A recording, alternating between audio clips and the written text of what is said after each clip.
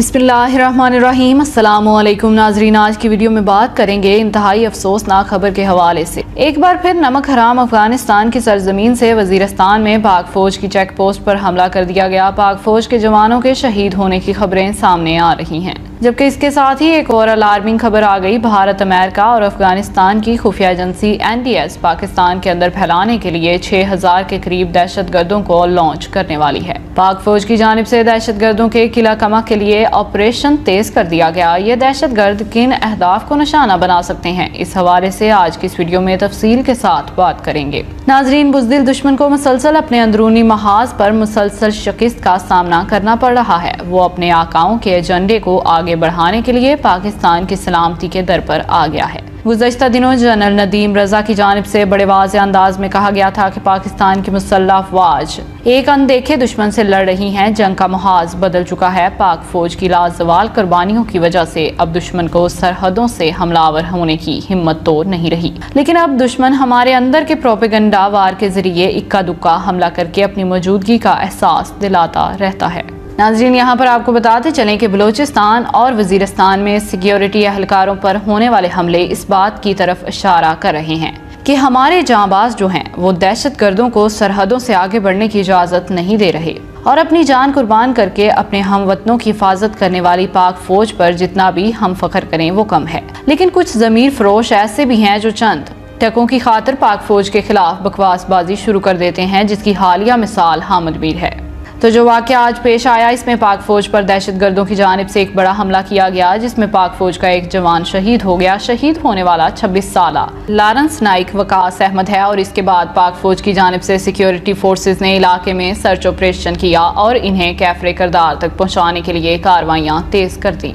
पाकिस्तान में नाजरीन एक बहुत बड़ा प्रॉब्लम है, वो ये है कि ये नाम निहाद सहाफ़ी जो दुश्मन के एजेंडे पर अमर दरामद करते हुए जैसे ही पाक फौज की जानिब से दहशतगर्दों के खिलाफ कार्रवाइयां शुरू की जाती हैं, हालांकि नाजरीन आपने देखा होगा कि बेशुमार लोग जिन्हें मिसिंग पर्सन करार दिया जाता है वो पाक फौज और पाकिस्तान पर हमलों में मुलव्वस पाए गए हैं। आपको बताते चलें कि साबिक वज़ीर दाखिला रहमान मलिक ने कहा है कि हम अपनी मुसल्लह अफवाज के साथ खड़े हैं। दुश्मन मुमालिक पाक फौज के खिलाफ प्रोपेगेंडे करने के लिए लाखों डॉलर इस्तेमाल कर रहे हैं। हमने पहले भी बताया था कि पाक फौज के खिलाफ आवाजें उठेंगी, लेकिन दुश्मन के प्रोपेगेंडे पर कान नहीं धरने। नाजरीन, सबसे बड़ी और चौंका देने वाली खबर ये है कि बलूचिस्तान में अफगानिस्तान में मौजूद भारतीय कौंसल खानों से जो दहशतगर्दी पाकिस्तान में हो रही है और अक़वाम मुत्तहिदा की रिपोर्ट्स में ये भी बताया जा चुका है कि पाकिस्तान में दहशतगर्दी अफगानिस्तान से होती हुई आ रही है, जिसमें कालादम तहरीक तालिबान और जमातुल अहरार मुलव्वस है। आलमी सतह पर दहशतगर्दी के हवाले से हालिया दिनों में एक रिपोर्ट आई जिसमें बताया गया कि अफगानिस्तान में अब भी 6500 दहशतगर्द मुकम्मल तौर पर फ़ाल हैं, जो पाकिस्तान के अंदर दहशतगर्दों की कार्रवाइयों में मुलव्वस हैं। अक़वाम मुत्तहिदा की रिपोर्ट में खित्ते में दाइश की मौजूदगी को खतरा करार दिया जा रहा है। नाजरीन, इसके साथ ही आलमी इदारे की रिपोर्ट में भारत में मौजूद दहशतगर्द अनासर पर तशवीश का इजहार करते हुए कहा गया कि भारत में मौजूद दहशतगर्द अनासर पड़ोसी ममालिक के लिए खतरा हैं, जो यकसर महरूम हो चुके हैं। अब जो भी दहशतगर्द गिरफ्तार होते हैं उनके ताने बाने भारत से ही जा मिलते हैं। पाकिस्तान के अंदर जो सहाफ़ी मुसल्लह अफवाज के खिलाफ बकवासबाजी करते नजर आते हैं, इनके फुटप्रिंट भी भारत जाते हुए नजर आते हैं। इससे साफ पता चलता है कि दुश्मन के हाथों में खेलने वाला इंतहाई मुनज़्ज़म तरीके से हर महाज से पाकिस्तान के खिलाफ जंग लॉन्च किए हुए हैं। नाजरीन, इस वक्त शमाली वजीरिस्तान में बड़े पैमाने पर दहशतगर्दों का सफाया कर दिया गया है।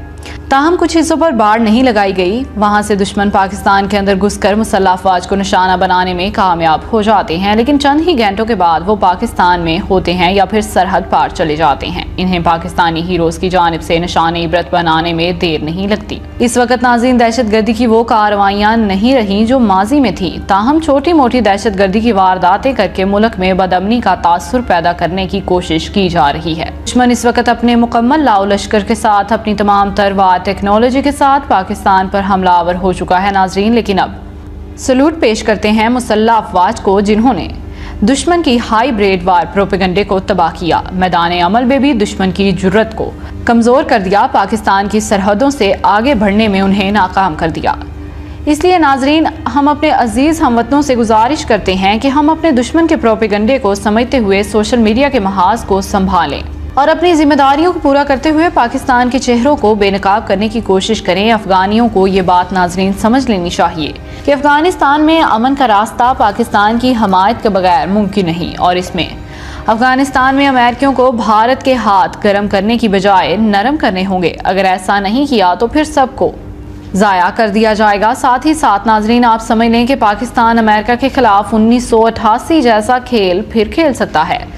پاکستان کو امریکہ کے اتحادی بننے کی سزا کے طور پر اس قدر زیادہ قیمت چکانی پڑی ہے ناظرین کہ دہشت گردی کے باعث اپنی سلامتی کے لالے پڑ گئے۔ لیکن اب کی بار یہ تبدیلی بھی آئی ہے کہ القاعدہ اور طالبان کی صورت میں اپنی کی گئی غلطیوں کی سزا پاکستان اور امریکہ کے ساتھ تمام اتحادی مغربی ممالک کو بھی بھگتنا پڑی ہے۔ کوئی بھی دن ایسا نہیں گیا جب ان ممالک میں دہشت گردانہ کارروائیاں نہ ہوئی ہوں۔ ناظرین اکتوبر 2001 میں شروع ہونے والی افغان جنگ میں امریکہ کو ناقابل تلافی نقصان اٹھانا پڑا اور اپنی ہزیمت مٹانے کے لیے خطے کے اندر بدامنی پھیلا کر اس نے یہ تمام کام جو ہے وہ پورا کیا۔ روس کی افغانستان میں شکست فاش کے بعد بھی امریکہ نے افغانستان میں یکے بعد دیگرے جو فاش غلطیاں کی، ان میں سے اول نمبر پر روسی قبضے کے خلاف جنگ ہے۔ پاکستانی فوج اور ISI کی اہلیت اور ذہانت سے لڑنے کے لیے امریکہ نے بہت تگدود کی، لیکن روسی فوجیوں کی واپسی کا اعلان کرتے ہوئے ان کی اس رائے کو کوئی اہمیت نہ دی گئی۔ افغانستان میں سیاسی عمل کو بڑھاتے ہوئے اس وقت تک جنیوا معاہدے پر دستخط نہ کیے جائیں